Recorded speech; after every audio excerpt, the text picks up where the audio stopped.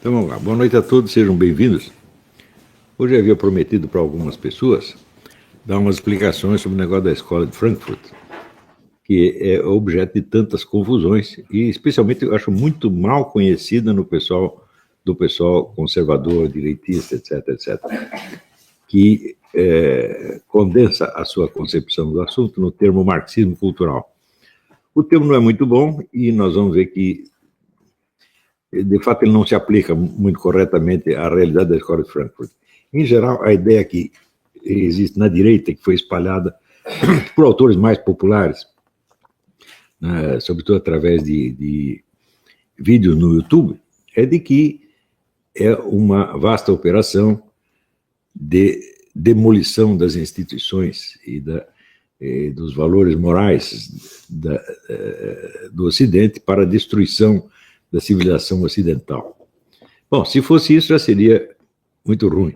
Mas a coisa é 1000 vezes pior do que isso. As pessoas não imaginam o que é. Tá certo? E, vamos dizer, aqueles que se encantam pela escola de Frankfurt caem nessa, porque realmente não entendem as consequências devastadoras a que esse pensamento leva.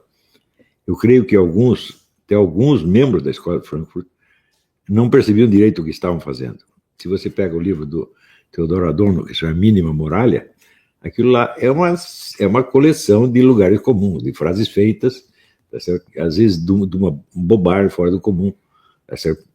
Ele achava que ele estava fazendo uma coisa inocente e que achava que estava até corrigindo males da civilização, a degradação do ensino, criminalidade, etc. Alguns achavam até sinceramente. Porém, da onde surge a escola de Frankfurt? Bom, o marxismo, tão logo os comunistas tomam o poder na União Soviética, ele se consolida como uma doutrina de Estado, sob a forma daquilo que hoje nós chamamos marxismo-leninismo, tá certo? Ou também materialismo dialético. Né? Um exemplo disso, acho que o livro que condensa melhor a concepção do marxismo-leninismo é o Tratado de Marxismo-Leninismo do Otto Kuzynin, que foi um dos presidentes da Internacional Comunista. Esse livro, e de modo geral o ensino do marxismo-leninismo na União Soviética, transmite o marxismo-leninismo como sendo uma ciência universalmente abrangente, uma ciência universal. Então, que tem, vamos dizer, os seus princípios cognitivos de ordem materialista, mas não do materialismo comum, e sim do materialismo dialético, e que daí extrai consequências para a interpretação geral da história, para a psicologia, para a educação, etc., etc. Então, é uma ciência universalmente abrangente, é uma concepção organizada do mundo, muito organizada, muito abrangente e, de certo modo, majestosa, se você observa. O livro do Kuzynin, que eu recomendo que todo mundo tenha, é um documento básico disso aqui. Porém, aconteceu que esta concepção do mundo, que era imposta em todo o mundo pelos partidos comunistas como sendo a palavra final a respeito do conhecimento humano, e sobretudo do sentido da história, começa a falhar já em 1914, quando o proletariado europeu, em vez de se unir aos outros proletariados para destruir a burguesia, ele se entusiasma pela propaganda nacionalista de cada país e apoia 100% os seus países na guerra de 1914. Isto, para os comunistas, foi um choque extraordinário, porque eles acreditavam que as divergências nacionais eram diferenças de interesse entre as burguesias nacionais e que o proletariado não tinha absolutamente nada a ver com isso. Então, que convidado a morrer no campo de batalha para defender os interesses da sua burguesia nacional, os proletariados se revoltariam contra isso e fariam uma união internacional pacifista. E aconteceu exatamente o contrário. Os proletários se entusiasmaram tremendamente pela propaganda nacionalista e participaram da guerra, deram suas vidas para a guerra com muito entusiasmo e muito heroísmo. Isto contradizia completamente a teoria deles de que as identidades nacionais eram apenas criações ideológicas da burguesia e que o verdadeiro substrato era a identidade de classe. Então, o que se provou ali foi que o apelo da nação era mais forte que o apelo da identidade de classe. E isso contradizia fundamentalmente um dos preceitos básicos do marxismo-leninismo. Este fato e outros do mesmo gênero acabaram criando, entre os estudiosos mais avançados do negócio, uma série de dúvidas. E daí surge, principalmente com Georg Lukács, filósofo húngaro, a ideia de que é preciso, para que o marxismo conserve a sua vitalidade intelectual, a sua força de explicar a realidade, ele tem que ser reformado, tem que ser construído em outras bases. Né? Essas novas bases foram obtidas basicamente em duas fontes. Em primeiro lugar, nas obras do Freud. Né? O Freud era um burguês reacionário, mas alguns filósofos acharam que se podia aproveitar algo da psicanálise para refundamentar o marxismo. Mas uma segunda fonte foi muito mais interessante, que foi a fenomenologia do Edmund Husserl. Edmund Husserl é um filósofo, um dos grandes filósofos da humanidade. Ele começou a carreira como matemático e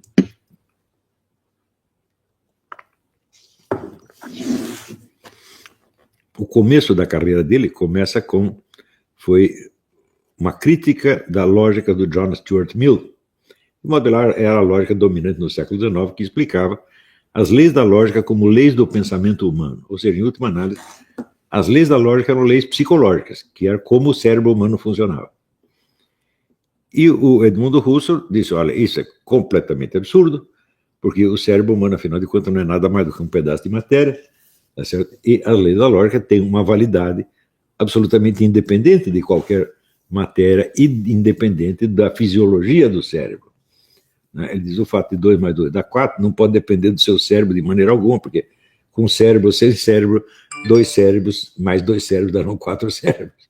Tá certo? Então, ele começa a buscar uma lógica pura, uma lógica que não dependesse, na sua fundamentação, do conhecimento do cérebro humano, do pensamento humano. Uma lógica que fosse a mesma para todos os seres do universo, desde Deus até os anjos, até os cachorros e os ratos. A lógica é a mesma para todos. Tá certo? Então, ele chamou isso de lógica pura. Isso está no livro Investigações Lógicas, que é um macro livro. Inclusive, eu considero que a refutação que ele fez do psicologismo é a teoria do Stuart Mill, que explica a lógica pelo funcionamento do cérebro humano, chama-se psicologismo. A refutação que o Husserl fez do psicologismo, eu considero a melhor refutação de qualquer coisa que já se fez na história humana, porque ele refuta por um lado, daí você, tá bom, tem razão, não, mas isso não é tudo, tem esse outro lado, esse outro, assim, é um negócio absolutamente devastador, não sobra nada. E, então, a ideia da lógica pura, a lógica pura lida com essências. O que são essências? É o que as coisas são, independentemente de elas existirem ou não. Então, existe o gato ou não, o gato é tal coisa. Né? Então, a lógica pura não lida com entes da realidade da experiência, lida apenas com os conceitos das suas essências. Mas acontece que tudo que acontece dentro da realidade está já delimitado pela lógica das essências. Então, é fácil você ver isso na aritmética elementar. Se 2 mais 2 dá 4, bom, isso não depende de que tais ou quais coisas existem, mas as coisas que existem, somadas 2 mais 2 vão dar 4 de qualquer jeito. Então, o mundo da lógica é o mundo das relações possíveis e necessárias. Né? É o mundo da necessidade, o mundo que não pode não ser. Mas ele se refere só às essências e não aos entes reais. Ela se aplica aos entes reais, mas não de maneira totalmente igual à do mundo das essências. Por quê? No mundo das essências não há acidentes, né? Só há relações lógicas necessárias. E este mundo aqui é repleto de acidentes. Então, por exemplo, se você pegar uma bola de ping-pong, ela é igual a outra bola de ping-pong do ponto de vista da essência. Está aqui a essência, a definição de bola de ping-pong. Mas acontece que no mundo real, a bola de ping-pong, além de ser uma bola de ping-pong, ela é uma mercadoria que pode ser vendida. Né? Isso quer dizer que ela já tem dois aspectos que um não depende do outro. Ou seja, a estrutura física que faz com que uma bola de ping-pong seja uma bola de ping-pong, não determina o seu valor como mercadoria, nem vice-versa. Então, tudo que existe nesse mundo pode ser visto sob diversos aspectos. Os entes reais não correspondem totalmente às suas essências. Correspondem sob certo aspecto, mas não totalmente. Eles têm aspectos não essenciais. Tá certo? Então, a criação, vamos dizer, da lógica pura pelo Edmund Husserl, então, implicar uma reforma completa do mundo das ciências. Porque de onde vêm os aspectos acidentais? De onde vem o fato de que uma coisa pertença simultaneamente a várias essências? As relações entre as essências são logicamente determinadas, claro. Mas se uma mesma coisa pertence a duas essências, então é claro que a lógica, que as conclusões lógicas que você tira sobre uma das essências não se aplica a outra. Se você pegar, por exemplo, uma vaca é um ente zoológico, biológico, então ela é biologicamente determinada. Mas a vaca, ao mesmo tempo, ela é produtora de leite, e o leite tem um preço no mercado, e esse preço varia conforme situações de mercado, que não tem absolutamente nada a ver com a fisiologia da vaca. Estão entendendo como é que é isso? Então, a vaca pertence às duas essências ao mesmo tempo. Né? Ela é um ente biológico, ela é uma espécie animal, e ela é uma mercadoria. Tá certo? Também a vaca pode ser, vamos dizer, uma propriedade de uma pessoa ou de outra pessoa, e pode haver uma relação afetiva com a vaca pode ter um valor afetivo para quem gosta dela. E assim por diante. Tudo isso significa que um mesmo ente real, um ente físico, pertence simultaneamente a várias essências. As relações entre as essências estão todas predeterminadas logicamente, mas isso não significa que das relações entre as essências você pode concluir logicamente as relações entre os entes reais respectivos, porque na relação entre os entes reais entra elementos acidentais, tá certo? E uma multiplicidade de essências diferentes. Então, o pessoal da Escola de Frankfurt, Max Horkheimer, Theodor Adorno, lendo Husserl, ficaram muito impressionados com isso e disseram, então, bom, então o mundo da razão só existe nessa esfera que o Edmund Husserl chama de lógica pura. O resto não é propriamente a razão, inclusive as ciências. Né? A racionalidade das ciências, comparada com a racionalidade da lógica pura, é uma racionalidade deficiente. Por quê? Porque ela depende de elementos acidentais que são circunscritos por cada ciência. Então, cada ciência examina só aquilo que está ao alcance do seu método. Portanto, ela não examina entes reais.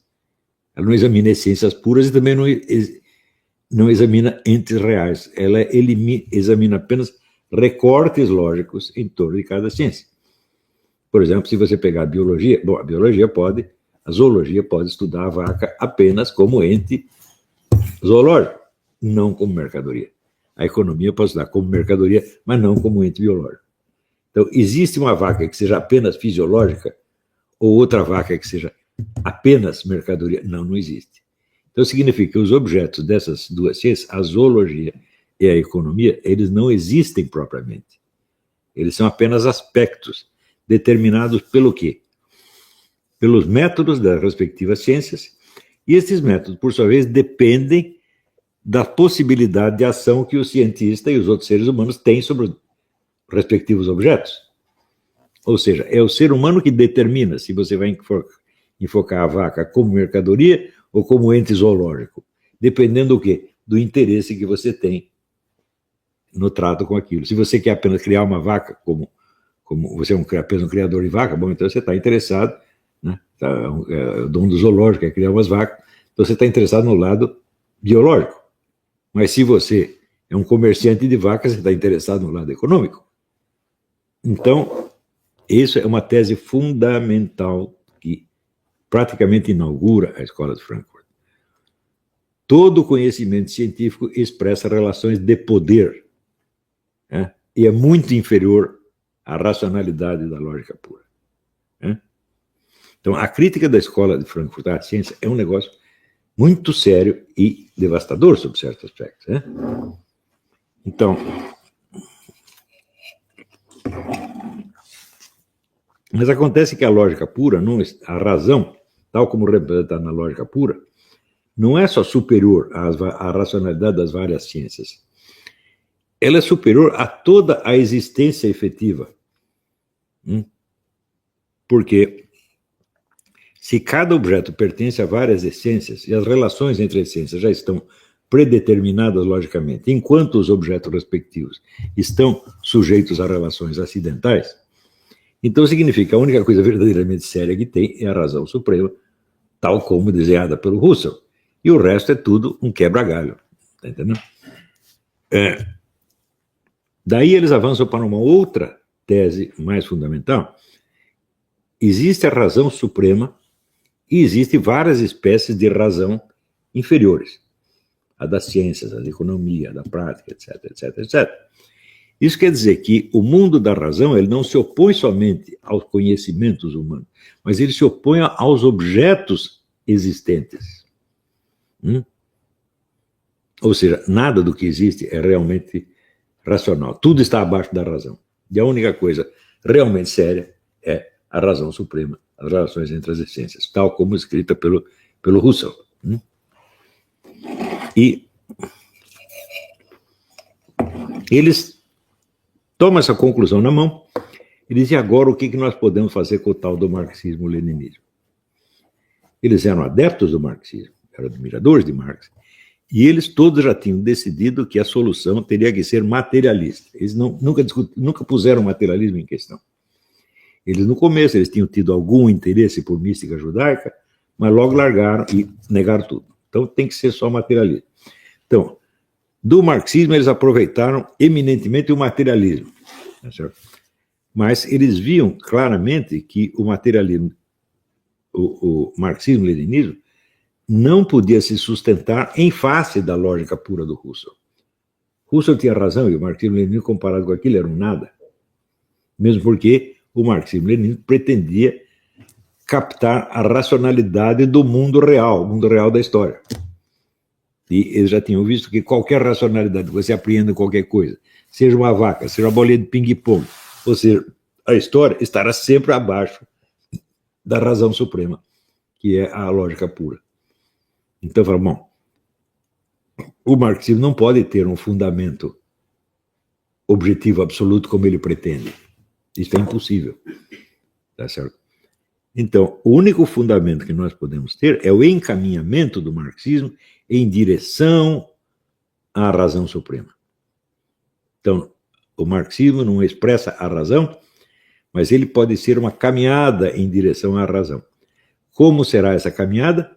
A caminhada terá que ser feita através da negação de todas as racionalidades particulares, né? E da negação de todos os objetos existentes. Então, a única autoridade que existe é a razão suprema, né? O resto, tudo só vale alguma coisa se negar a si mesmo para ser absorvido na razão suprema.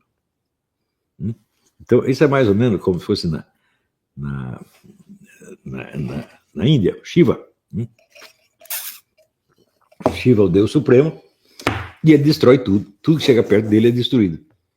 Então, destruir o mundo para integrá-lo na razão suprema. Quando vai acontecer isso, não sabemos, mas enquanto isso nós vamos destruindo tudo.